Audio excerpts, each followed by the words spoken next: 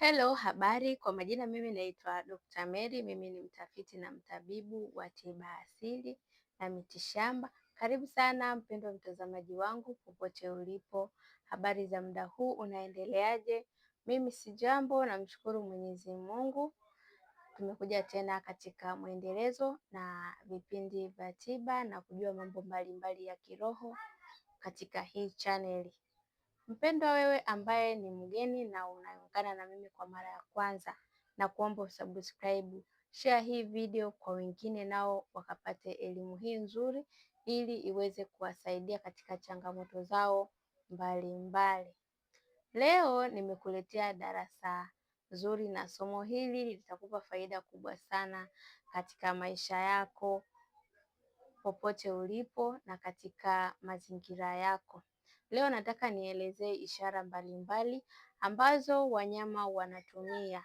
Ishara hizi huwa mara nyingi watu wanazipuuzia, lakini mwisho wa siku mtu anapata changamoto, lakini tayari ulimwengu umeshampa ishara na taarifa, lakini huwa tunapuuzia.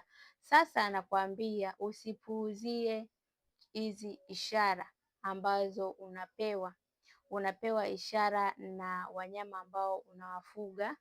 Kwa mfano, unapewa ishara na mbwa pamoja na paka, na kuna wanyama wengine ambao hatuwafugi lakini huwa wanakuja katika mazingira ya miji yetu na kutupa ishara nzuri au ishara mbaya.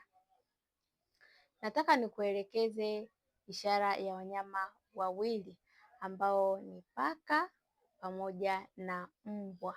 Hawa wanyama tunawafuga lakini wana macho ya kiroho, macho ya jicho la tatu, lakini sisi hatuna. Mara nyingi huwa wanatokewa na vitu vya kiroho na kuviona live, lakini sisi hatuna uwezo wa kuviona. Kwa hivyo ukishaonyeshwa ishara na paka, anakaa sehemu, anaitazama sehemu kwa muda mrefu, kama kuna kitu anakitazama, lakini kitu hicho hakipo, lakini unamuona ameganda na kutulia kabisa, anaangalia sehemu ambayo hakuna chochote, hakuna hata mdudu ambaye anatambaa, lakini yeye ana kazi ya kuangalia hiyo sehemu kwa muda mrefu.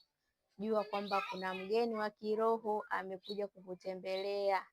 Aidha huyo mgeni wewe ni mzuri au mbaya, lakini mgeni wa kiroho kaja kwako kukutembelea na wewe humuoni. Hebu fanya uchunguzi na chukua hatua na kujiangalia kabisa kiroho, kujua nini kinakuja.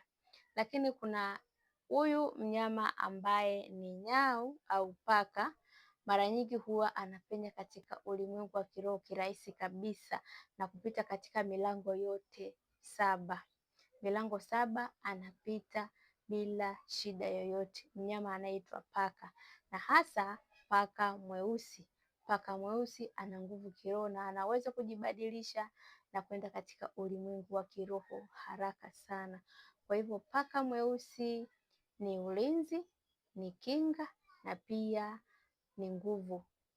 Anasimamia katika nguvu, ulinzi na kinga, paka mweusi. Lakini naenda katika kukuelezea huyu mnyama anaitwa mbwa. Pia tunamzungumzia mbwa mweusi. Mbwa mweusi eneji yake huwa ni ya taarifa za uharibifu. Yaani mbwa siku zote huwa ni mnyama ambaye huwa ni wa kutoa taarifa mbaya, ambazo nguvu yake huwa inageuka kuwa ubaya. Kwa hivyo kwa mfano, mbwa ukachukua manyoya yake au ukachukua mavi ya mbwa na kumwekea mtu katika nguo yake, mbwa huwa anavuta nguvu mbaya. Kwa hivyo utamsababishia mambo mabaya katika mwili wake na katika safari zake za shughuli zake. Kwa hivyo mbwa huwa anatoa taarifa mbaya na hizo taarifa huwa zinaleta madhara makubwa sana. Kwa hivyo ukiona mbwa anabweka usiku, ujue kuna watu wabaya wamekuja. Ukiona mbwa halali muda wote, kila siku ya mbwa yeye ni kubweka tu, mbwa anabweka, aidha kuna wezi, aidha kuna washirikina. Kwa hivyo mpendwa mtazamaji wangu, fanya uchunguzi kwa umakini, ujue changamoto gani inamsumbua huyo mnyama wako ambaye unamfuga hapo nyumbani. Ukishajua changamoto inayosababisha mnyama wako anakuwa anabweka, kama ni mbwa, basi fanya uchunguzi uweze kupata taarifa kamili nini kinasumbua. Kwa hivyo mpendwa mtazamaji wangu, leo nimekuletea faida za wanyama hawa wawili ambao tunaishi nao katika majumba yetu, lakini hatujui namna ya kuwatumia kiroho. Wengine wanawachukia kabisa mbwa, hawataki kukaa nao, au nyau hataki kukaa nao na kuwaita ni wabaya, ni wachawi. Lakini kumbuka, wanatuletea ulinzi na wanajua kupambana na viumbe wa kiroho ambao sisi hatuwaoni. Mbwa ni mlinzi, paka ni mlinzi. Walinzi hawa ni wa kiroho, wanaweza kukulindia maisha yako, na ukiwahudumia vizuri watakupenda sana. Kwa hivyo hawa wanyama wawili ni wanyama ambao natakiwa tuwapende na tuwaheshimu, tuwajali na kufuatisha ishara zao ambazo huwa wanatupa. Mpendwa mtazamaji wangu, na kuomba usubscribe, share hii video kwa wengine nao wakajifunze elimu hii ambayo nimekupa ya ishara ya wanyama ambao tunaishi nao majumbani, ili nao waweze kufaidika. Mimi naitwa Dr. Mary. Unapata huduma zangu popote ulipo. Utapata dawa za kusafisha nyota, za kuondoa mikosi, utapata dawa za kuvuta pesa na mafanikio, utapata dawa za uzazi, chango pamoja na ngiri.